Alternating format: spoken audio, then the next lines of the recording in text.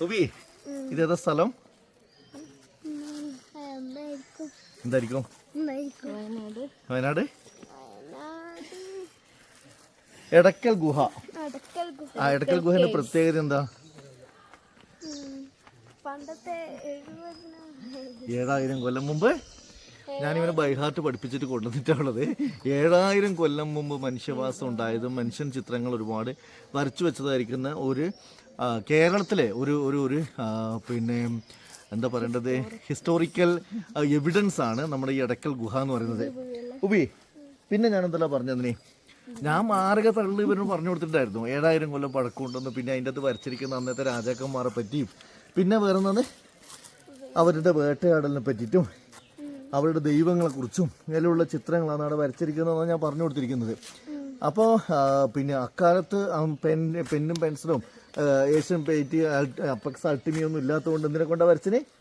കല്ലിനെ കൊണ്ട്. ഒരു കല്ലിനെ കൊണ്ട് ചിത്രങ്ങൾ വരച്ചെടുത്തിരിക്കുന്ന സ്ഥലമാണ് എടക്കൽ ഗുഹ അല്ലേ? ഇതല്ലേ ഞാൻ പറഞ്ഞത്? ഓക്കെ, അപ്പോൾ നമ്മൾ എടക്കൽ ഗുഹയിലേക്ക് പോയെന്നെ.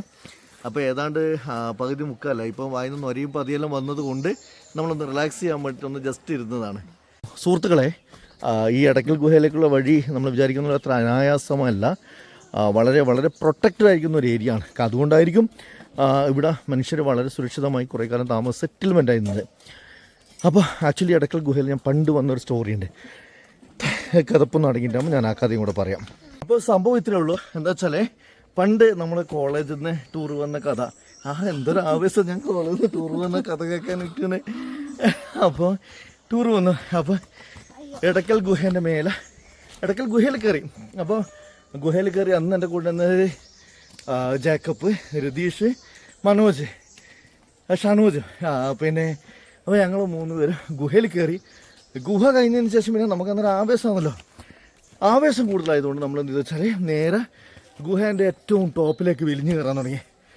വഴിയൊന്നുമില്ല. അപ്പോൾ അങ്ങനെ നടന്ന് മേലെത്തി. ബ്യൂട്ടിഫുൾ ആയിരിക്കുന്ന ഒരു സംഗതി ഞാൻ പറയാം. എല്ലാവർക്കും ഈ അടുത്ത കാലത്ത് ഇനി പോകാൻ പറ്റുമെന്ന് എനിക്കറിയില്ല. പെർമിഷൻ ഇല്ലയെന്നാണ് ഇപ്പോഴത്തെ അറിവ്.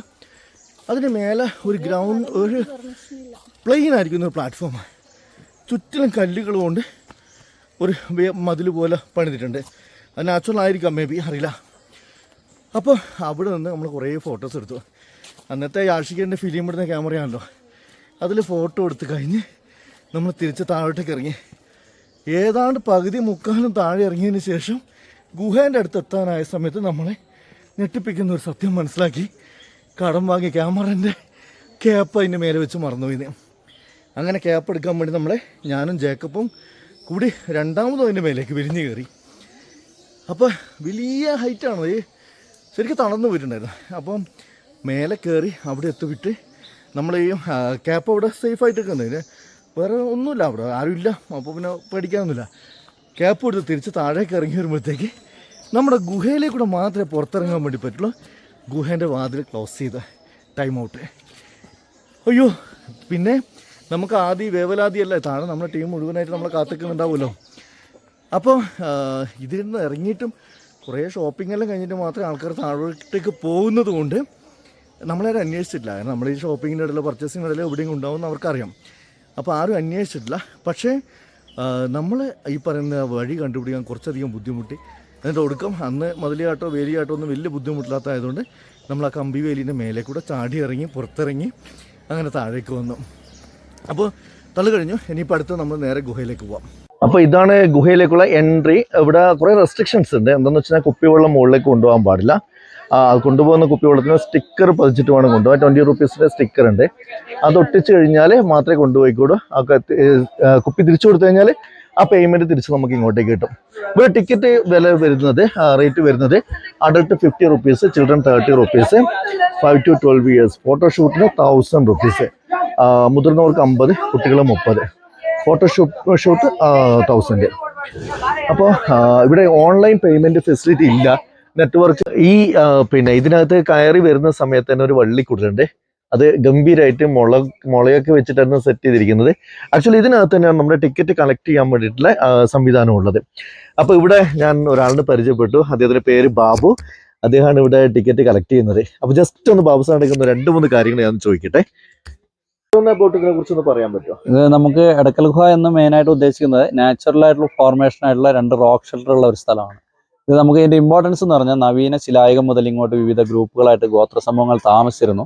അതിന് തെളിവായിട്ടുള്ള ഗുഹാചിത്രങ്ങളുള്ള റോക്ക് ഷെൽട്ടറാണ്. ഇത് വ്യത്യസ്ത കാലഘട്ടങ്ങളായിട്ട് വിവിധ ഗ്രൂപ്പുകളായിട്ട് ഗോത്ര സമൂഹങ്ങൾ താമസിച്ചിട്ടുണ്ട്. നവീന ശിലായുഗം മുതൽ AD ആദ്യ കാലഘട്ടങ്ങൾ വരെയായിട്ടാണ് പറയപ്പെടുന്നത്. അതിന് തെളിവായിട്ടുള്ള ഗുഹാചിത്രങ്ങൾ കൂടാതെ തന്നെ 2 എഴുത്തു ഭാഷകൾ കൂടി ഉണ്ട്. പിന്നെ മറ്റൊരു പ്രത്യേകത എന്ന് പറയുന്നത് സമുദ്ര ലെവലിൽ നിന്നും 4000 അടി ഹൈറ്റിൽ നിലകൊള്ളുന്ന റോക്ക് ഷെൽട്ടറാണ്. ഇതുകൊണ്ടെല്ലാമാണ് എടക്കൽ ഗുഹ ഇമ്പോർട്ടൻസ് ആയിട്ട് വരുന്നത്. മറ്റുള്ള ഗുഹാചിത്രങ്ങളെല്ലാം പെയിന്റിങ്സുകളാണ്, ഇത് കാർവിങ്സ് ആയിട്ട് മെയിനായിട്ട് വരുന്നത്. ഈ അടുത്ത കാലത്ത് ഇവിടെ ഉത്ഖനനങ്ങൾ ഇല്ല, അങ്ങനെ നടക്കുന്നില്ല. നമുക്ക് ഇതിന്റെ ഇപ്പോഴും പഠനങ്ങൾ നടക്കുന്ന സ്ഥലമാണ്. സ്റ്റേറ്റ് ആർക്കിയോളജി അണ്ടറിലുള്ള ഒരു പ്രൊജക്റ്റ് ആണ്. ഇവിടെ ഇപ്പോഴും പഠനങ്ങൾ നടക്കുന്നുണ്ട് ഗുഹാചിത്രങ്ങളെ കുറിച്ച്. സ്റ്റേറ്റ് ആർക്കിയോളജി ASIന്റെ അണ്ടറിലല്ല, സ്റ്റേറ്റ് ആർക്കിയോളജിയുടെ അണ്ടറിലാണ്. Thank you sir. വെൽക്കം. ഇനി അങ്ങോട്ടേക്കുള്ളത് കല്ലിന്റെ പടവുകളാണ്. നല്ല ബ്യൂട്ടിഫുൾ ആയി കെട്ടിയിട്ടുണ്ട് കേട്ടോ, ഒരു സെറ്റപ്പ് ആക്കിന്.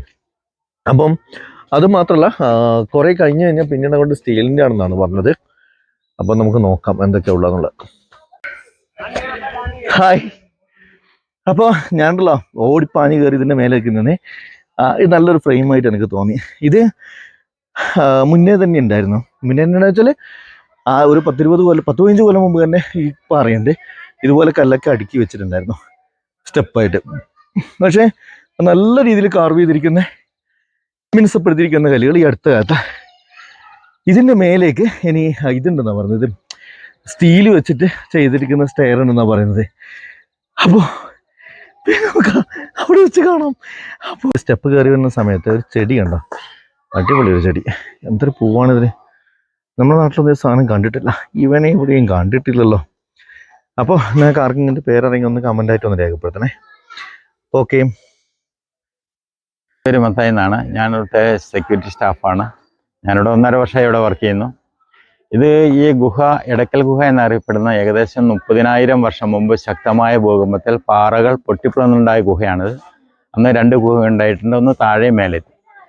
ഈ സമുദ്ര ലെവലിൽ നിന്ന് 4000 അടി ഉയരത്തിലാണ് നിൽക്കുന്നത്. ഇത് ബ്രിട്ടീഷുകാരുടെ ഭരണ സമയത്ത് 1894 Malabar British police superintendent Frederick Fawcett നായാട്ടിന് വന്നപ്പോൾ കണ്ട ഗുഹയാണിത്.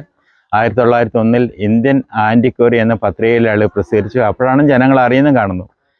അപ്പോൾ കുറേ ചിത്രങ്ങൾ ഉള്ളിലുണ്ട്. എന്നുവെച്ചാൽ ഏകദേശം കാർബൺ ഡേറ്റിംഗ് എന്ന സംവിധാനത്ത് നോക്കിയപ്പോൾ 6000 വർഷം തൊട്ട് 2300 വർഷത്തിനുള്ളിൽ, എന്നുവെച്ചാൽ BC 4000-നും 1000-നും ഇടയിലുള്ള കാലഘട്ടങ്ങളിൽ പല പീരീഡായിട്ട് പല ആദിവാസി ഗോത്ര സമൂഹങ്ങൾ ഇവിടെ മാറി മാറി താമസിച്ചു പോയിട്ടുണ്ട്.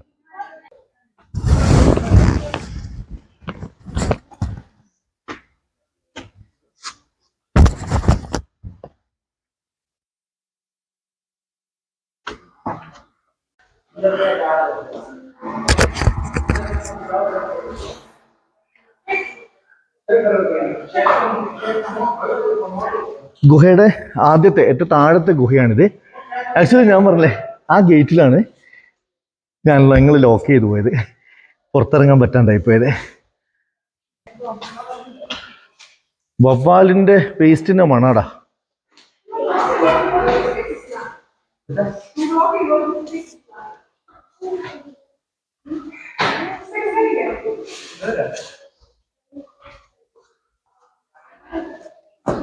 അപ്പൊ ഈ ഗുഹേന്റെ ഇവിടത്തേക്ക് നല്ല തെളിഞ്ഞ ശുദ്ധജലം വരുന്നുണ്ട് കേട്ടോ, ഒരു പൈപ്പ് വഴി. എവിടെയോ കളക്ട് ചെയ്യേണ്ട സംവിധാനം ആക്കിയിട്ടുണ്ടെന്ന് പറഞ്ഞ് ഞാൻ കണ്ടിട്ടില്ല. പൈപ്പ് ലൈനാ പോകുന്നത്.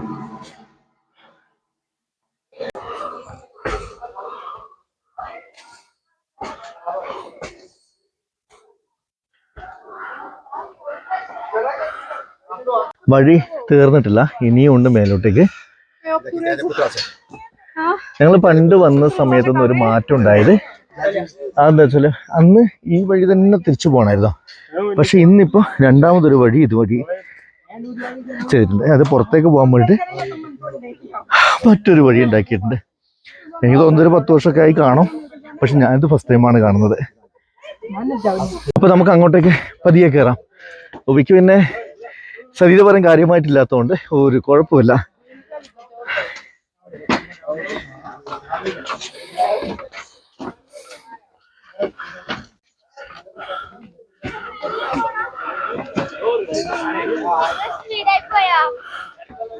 ഞാൻ വായിക്കണം, ഇത് വായിക്കേണ്ട ആൾ ഞാൻ തന്നെയാ. സർക്കാർ ഉത്തരവ് പ്രകാരം അമ്പൂത്തി മലയ്ക്കുള്ള ട്രക്കിംഗ് കർശനമായി നിരോധിച്ചിരിക്കുന്നു. അന്ന് ഈ ബോർഡൊന്നും ഉണ്ടായിരുന്നില്ല കേട്ടോ. 2009 ഇത് ഒരു 30,000 വർഷം പഴയ കേവായിട്ടാണ് നമ്മൾ കണക്കൂട്ടുന്നത്. ഇതൊരു ഭൂകമ്പത്തിലുണ്ടായത് ആണ്. ഇതിന്റെ പേര് എടക്കൽ. എടക്കൽ എന്ന് പറഞ്ഞാൽ രണ്ടിന്റെ ഇടയ്ക്കുള്ള കല്ല് എന്നർത്ഥം. പിന്നെ രണ്ടിന്റെ ഇടയ്ക്ക് കല്ല് തങ്ങി നിൽക്കുന്നതുകൊണ്ടാണ് എടക്കൽ എന്ന് പേര് വരുന്നത്. ഇതിൽ 6000 വർഷം മുൻപ് പഴയകാലത്തെ ട്രൈബൽസ് താമസിച്ചിരുന്നു. അപ്പോൾ ആ സമയത്ത് അവർക്ക് കമ്മ്യൂണിക്കേഷന് വേണ്ടിയിട്ട് ലാംഗ്വേജ് ലെറ്റേഴ്സ് ഇല്ലാത്തതുകൊണ്ട് കമ്മ്യൂണിക്കേഷൻ പർപ്പസിന് വേണ്ടി വരച്ചു വെച്ച പലതരത്തിലുള്ള ചിത്രങ്ങളാണ് ഇവിടുത്തെ പ്രശസ്തം. ഇത് നവീന ശിലായുഗത്തിൽപ്പെട്ട ചിത്രങ്ങളാണ്. BC 4000-ൽ സ്റ്റോൺ ഏജ് പീപ്പിൾസ് ഇവിടെ റോക്ക് ഷെൽട്ടറായിട്ട് ഉപയോഗിച്ച് താമസിച്ച സ്ഥലമാണ്. അപ്പോൾ അവർക്ക് കമ്മ്യൂണിക്കേഷന് വേണ്ടിയിട്ട് വരച്ചു വെച്ച പലതരത്തിലുള്ള ചിത്രങ്ങളാണ് ഇവിടുത്തെ പ്രശസ്തം. അതിൽ മെയിൻ ചിത്രം വന്നിട്ട് ഇതാണ്, ഒരു ട്രൈബൽ ലീഡറിന്റെ ചിത്രമാണിത്. ഇത് ബാക്ക് സൈഡാണ്. ഇത് ഫ്രണ്ട് വ്യൂവും ഇത് ബാക്ക് വ്യൂ. ആ റൗണ്ട് കാണുന്ന ഒരു മുഖത്തിന് വലത് സൈഡിൽ ഒരു ആനയുടെ ചിത്രമുണ്ട്, എലിഫന്റ്.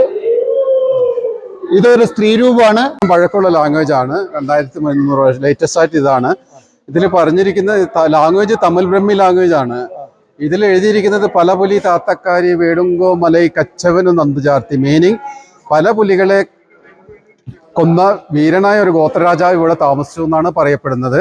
സീ ലെവലിൽ നിന്ന് 4000 ഫീറ്റ് ഹൈറ്റ് ഉണ്ട്. ടോട്ടലി ഹിൽസിന് അമ്പുകുത്തി ഹിൽസ് എന്ന് പറയും. മഴ പെയ്ത് കഴിഞ്ഞിട്ടുണ്ടെങ്കിൽ നാച്ചുറലി ഡ്രെയിനേജ് ആണ്, അതിൽ ഒഴുകിപ്പോവും. നാച്ചുറലി ആയിട്ടുള്ള ഡ്രെയിനേജ് ആണ്, അതിലൊഴുകിപ്പോവും. ഇതാണ് കഴിഞ്ഞു. പിടിച്ചിരിക്കുന്നു ഹണ്ടിങ് പൊസിഷനിൽ, ലേഡി ഡാൻസ് പൊസിഷനിൽ. പിന്നെ അന്നത്തെ കാലഘട്ടങ്ങളിൽ അവർ ഉപയോഗിച്ച ടൂൾസ് ആണത്.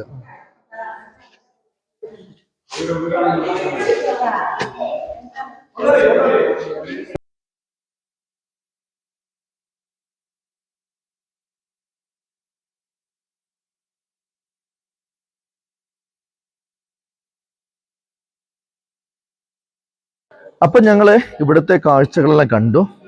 എടക്കൽ ഗുഹയിലെ ഒരുപാട് കൊത്തുപണികൾ പറയാൻ പറ്റില്ല, ചിത്രങ്ങളെല്ലാം കണ്ടു.